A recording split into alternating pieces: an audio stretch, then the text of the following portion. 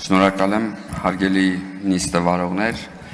հարգելի մարդու իրավունքների պաշտպան, հարգելի գործընկերներ, հարգելի հայրենակիցներ։ Ես մի փոքր անդրադառնամ երեկվա մեր սկսած զրույցին, երկխոսությանը։ Մեր գործընկերներից ոմանք պնդում են, որ ընդդիմությունը օրինակ համակերպվել է, այսինքն ընդունել է իրական Հայաստանի գաղափարը եւ այլն, բայց դուք իրականում կարծում եք, որ ընդդիմությունը խոսում է նրա մասին, ինչին ինքը վստահում է։ Իրականում ընդդիմությունը օրակարգի փնտրտուքի մեջ է եւ հենց դրա համար է, որ ընդդիմության այս ամբողջ պատմությունը, որ նայում ենք, ինքը մի տեսակ թեմատիկ գլուխներ է հիշացնում, որտեղ ամեն անգամ մի բան է փորձարկվում, ավելի շուտ ոչ թե օրակարգ է փնտրվում, այլ գործիքակազմ է փնտրվում մի օրակարգ սպասարկելու համար։ Եթե հիշենք փողոցային օրակարգներ, ժեխներ, զոմբիներն էին, հետո դրանից հետո իմպիչմենտներ, հետո դրանից հետո մենք թուրք էինք, ադրբեջանցի էինք, հետո դրանից հետո ցեղասպանությունն էինք ուրանում, հետո դրանից հետո նորից իմպիչմենտն է, իսկ այս գլուխի վերնագիրներն է, որ իրանք ուզում են մեզ նույնականացնել իրենց նախկին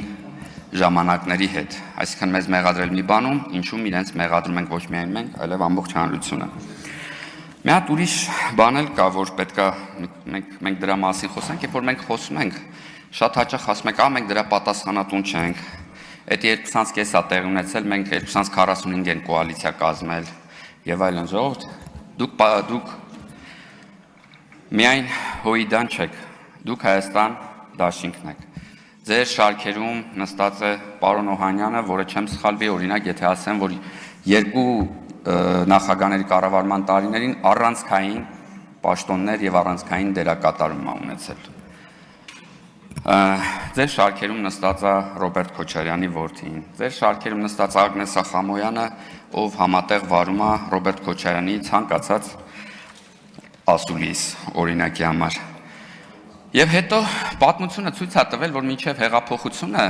չկար ընդդիմություն, առանձին կուսակցություններ, իրական քաղաքական դաշտը մոնոլիտ էր, եկեք ընդունենք։ Հենց դա է նաև դրա ապացույցն այն, որ հենց փողոցային պայքար է լինում, միանգամից լրիվ տարբեր կուսակցություններից հավաքվում են իրար վրա։ Այո, չկար, ամեն ինչ մոնոլիտ էր։ Այո, չկային ընտրություններ, դա էլ հո չեք կարա հերքեք։ Ընտրությունները ընդամենը այդ մի քանի ուժերի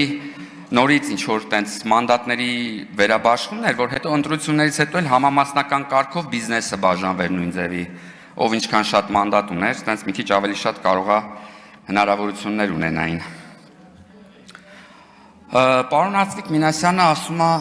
իմ համար, տենց նախ առաջնորդին ձեռքերը լվանալով մի տեսակ շատ բաներից, որովհետև մայիսին, երբ որ դատապարտում եք, ասում եք մայիսին այդ այլանդակությունները, այդ մյուսը եւ այլն դատապարտում եք, ձեր մոտ դատապարտելը հեշտ է ստացվում, ներողություն խնդրելն է դժվար ստացվում, բայց ցավոք հարգելիներս, մայիսի 9-ի առավոտյան ես շտապել եմ ազգային ժողով։ Ես շատ շատերին եմ այստեղ տեսել ու հիշում եմ այդ շատ շատերին, պարզապես փաստեր չունենալու հանգամանքով ես չեմ բարձրաձայնում, թե ում եմ տեսել եւ այլն, բայց այն որ ես այդ ամեն ինչից տեղեկացված եմ անձամբ իմ աչքերով, այդ փաստ է։ Համսինի մասին է խոսք, համսինի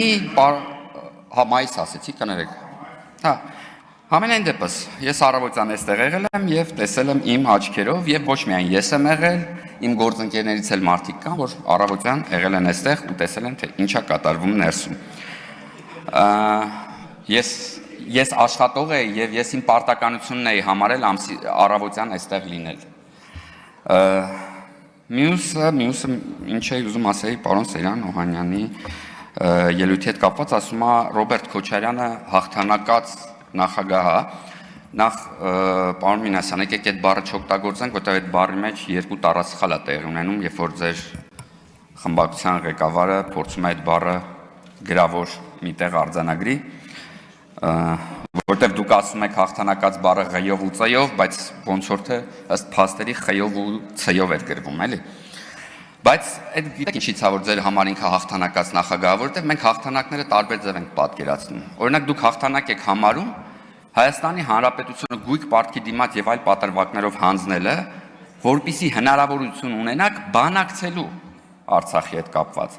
Չճանաչվելու Արցախը, չճանաչվելու որպես առանձին պետություն կամ որոշակի որպիսի 30 կամ 20 քանից բանակցեք, բանակցելու հնարավորություն ունենաք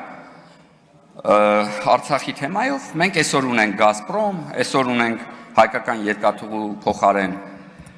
Южно-Կավկասская железная дорога, ուր կորավ Հայաստանը, չգիտեմ։ Բայց բացի սրանից, Տիկին Գյուլիան, ես ձեր տեղը լինեի, երբ որ պարոն Մինասյանը այստեղից ասում էր, որ վիրավորանքներ չկար Տիկին Գյուլիանի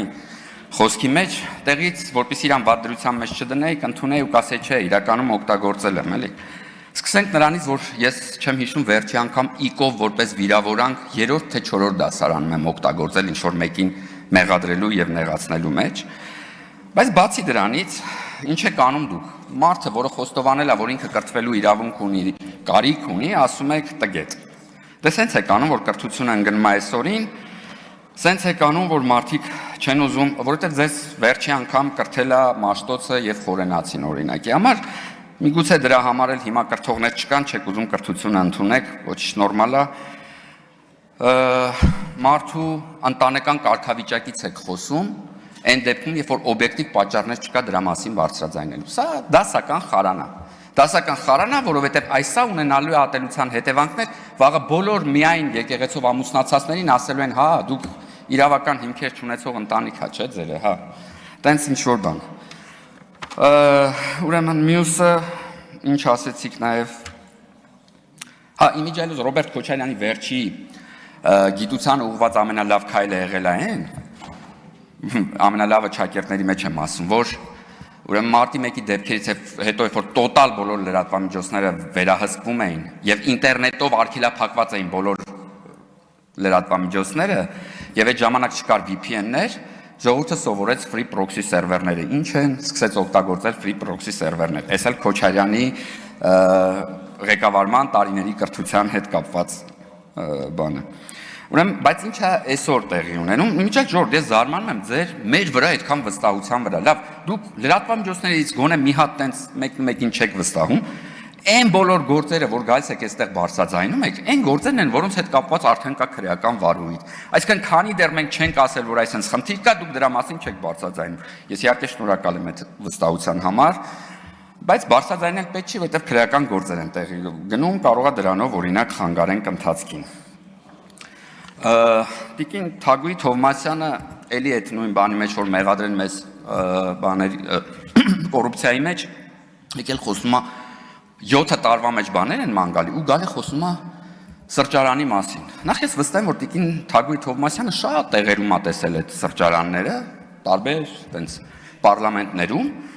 բայց բացի դրանից օրինակ ես Տիկին Թագուհի Թովմասյանին կհարցնեի, երբ որ ինքը իր սենյակի համար գրում էր անպայման այս գույնի բազմոց, այս գույնի վարակույն, արդյոք դա քաղաքական կարիքներից ելնելով էր։ Արդյոք դա օրինակ